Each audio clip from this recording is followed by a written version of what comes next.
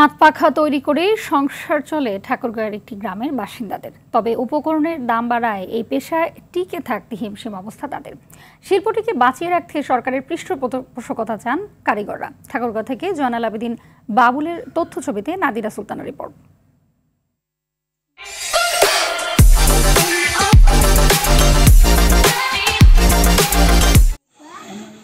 এক সময় গ্রাম বাংলার ঘরে ঘরে দেখা মিলত হাত পাখার, এর বাতাস প্রাণ জুড়াতো।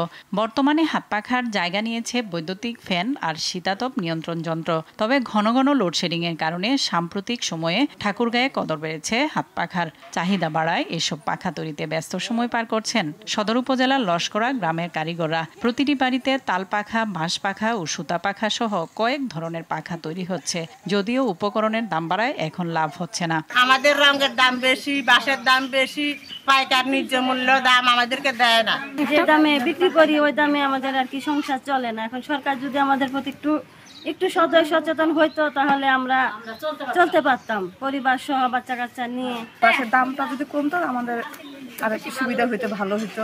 হাত পাখা তৈরির কারিগরদের জন্য ঋণের ব্যবস্থা করার আশ্বাস দেন উপজেলা নির্বাহী কর্মকর্তা। বিভিন্ন ব্যাংকের সঙ্গে তাদেরকে আমরা একটা লিঙ্ক আপ করিয়ে দিব, যাতে তারা ওই এসএমই ঋণ যেটি রয়েছে এসএমই ঋণের আওতায় যেন তাদেরকে নিয়ে আসা যায়। গ্রাম বাংলার ঐতিহ্যবাহী এই পেশাকে শিল্প হিসেবে টিকিয়ে রাখতে স্বল্প সুদের ঋণ ও সরকারি সহায়তা চান কারিগররা। নাদিরা সুলতানা, RTV।